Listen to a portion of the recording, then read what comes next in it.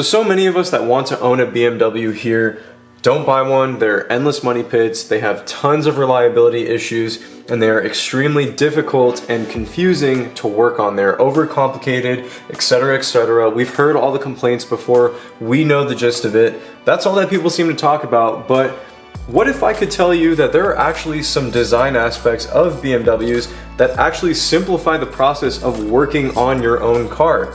Would you believe me if I actually said that? Well, today I'm going to show you that just exactly. Let's get right into it. If you guys could smash that thumbs up button as well as subscribe if you are new to the channel. Click that subscribe button down below and turn on your bell notifications to get notified when I post a new video. Would really appreciate that. Let's get right into it.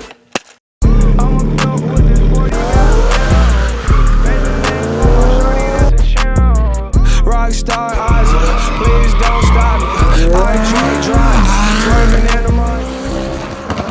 So behold, this is my 2015 F22 BMW M235i. Yes, little sneak peek on the new M Performance lift that you guys can see there. You guys will hear more about that in the next video, so stay tuned. But today, I wanted to sort of overview some of the things that make it really convenient to work on this car. And this doesn't just apply to the BMW M235, this applies to a lot of F-Series cars, F30s, F32s, a lot of the E90 cars, because a lot of these features were actually implemented in that generation, then carried over into the F-Series generation. So what are these awesome features that we can look forward to make everything more convenient? Let's start with number one by popping open the engine bay of this car. Just a side note, with a lot of these BMWs, you pull the engine latch twice, and what makes it really convenient is when we walk over to the hood of the car, there is no handle or latch that you have to find to pull up on the hood. You just simply lift up, and then the two built-in struts for the hood hold the hood, makes it very, very easy. That doesn't count towards the list, but it is a cool little feature. Now you might be looking at this engine bay thinking, oh my god, what a complex mess. Or some of you who are really familiar with this platform, this might be really familiar territory to you. This is the N55 turbo inline-six engine that these cars have. Now looking into the engine bay, you guys might be looking at this thing right here and thinking, what on earth is this? Now this is actually called the oil filter housing assembly. Hint hint, because the oil filter is actually located right here on top of the engine bay. Now on many cars, especially Japanese cars and economy-based cars, you have an oil filter that is located underneath at the bottom of the engine near the oil pan itself, which can be a bit of a pain in the ass to locate or to remove, especially because oil filters can get grimy and greasy. And a lot of times if you're doing your own oil changes, it can just be a little bit of an extra piece of work to get that oil filter out of there. Well, fortunately with BMWs, one thing that's a really cool design element is that the oil filter is located on the top of the engine itself. So you can easily access the oil filter using an oil filter removal wrench, and then the only thing that you'll actually need to get under the car for is to access the oil drain plug to basically drain the oil, put that plug back on there, and that's it. That's the only time you need to get under the car for an oil change. Everything else can be done on the top.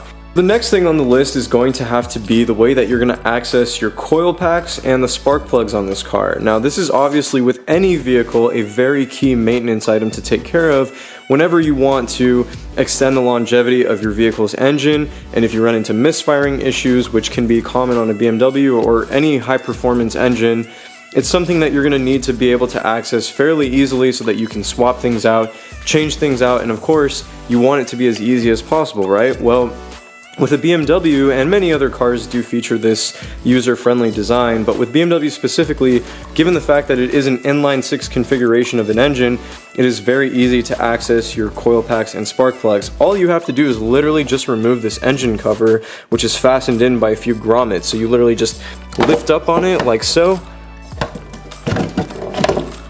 and voila. Let me go ahead and set this down on the floor real fast, and there you go. Here's your coil pack right here for cylinder 1, and sitting right beneath that is the spark plug.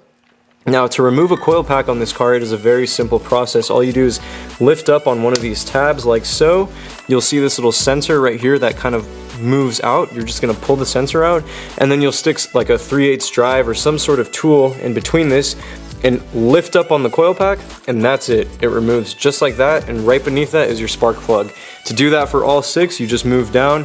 You might need to remove this little rubber piece that acts as like a heat insulator, but aside from that, very simple process to do a very basic maintenance item that can really help your car run really well. Now next up on the list is going to have to be the way that you can bleed your coolant system on this car. So a lot of times you will need to, flush your coolant due to a service interval, or sometimes maybe a hose fails for whatever reason, you replace that.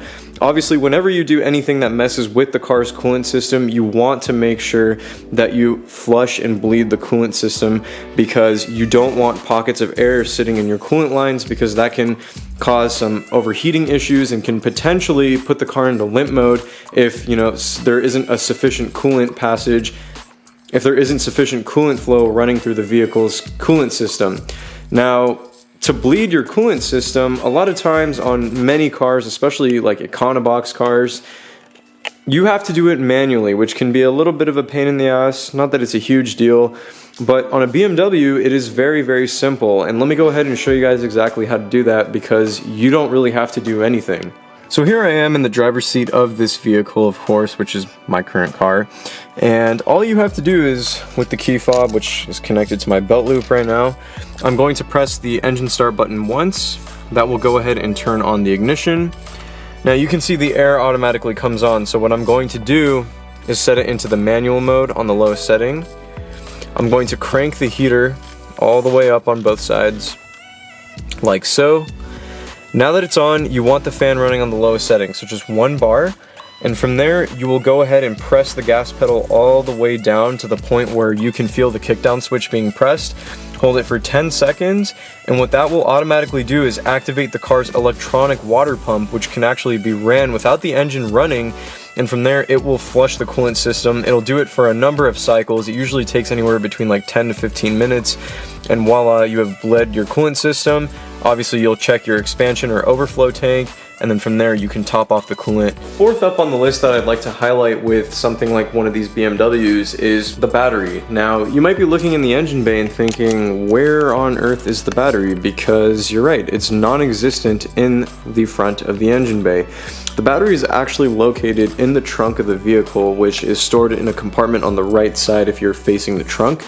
It's nice because it frees up a lot of space in the engine bay, and it keeps the battery protected away from engine heat and other things that could potentially harm something like that. But you might be thinking, well, what if the battery dies? How do you jumpstart the car? Do you have to get into the trunk or something like that? No, BMW has conveniently thought of that with the addition of these terminals. So right over here where this big red cap is, you can see that there is a plus sign located on it, which you just simply lift up. This little tab pops right off, and bam, you have your positive terminal for the battery that you would lay your jumper cable on. Additionally, you have this prong that sticks out right here, which acts as a ground, which you can connect the negative terminal to, and bam, you can jumpstart your car normally just like you would without any other car, but the battery is in the trunk. So it's kind of cool how they enabled that. It really makes it easy to do anything with the battery related in the event that your battery does die. And the fifth and final thing about this car that enables really convenient replacement and access of certain parts is just going to have to be the amount of plastic tabs that are used throughout this car. Now, generally people will associate plastic with cheap in quality, not durable by any means, and for a car of this price tag and luxury and performance, plastic is a big no-no. But for some parts it actually makes quite a bit of sense. Now, take a look at these mirrors, for example. These are obviously aftermarket carbon fiber mirror caps, which I do sell on my store online, and these actually are not bolted in or fastened in by any means other than a few plastic tabs, and that's actually how the OEM ones work. So you just take a simple pry tool and you just pop them right off, pop the new ones back in, and that's it. You're good to go. If we look over into the interior of the vehicle, there are numerous trim pieces that are all held together just by some simple tabs. So obviously all the dash components, your paddle shifters, bits of the steering wheel, the gear selector, etc., all the door panels, all are held in essentially by plastic tabs, which makes it really easy to take apart and put things back together very fast and efficiently, and you don't have to worry about managing bolts and things of that nature. Now you might be thinking to yourself, well, why do you want to even touch any of this?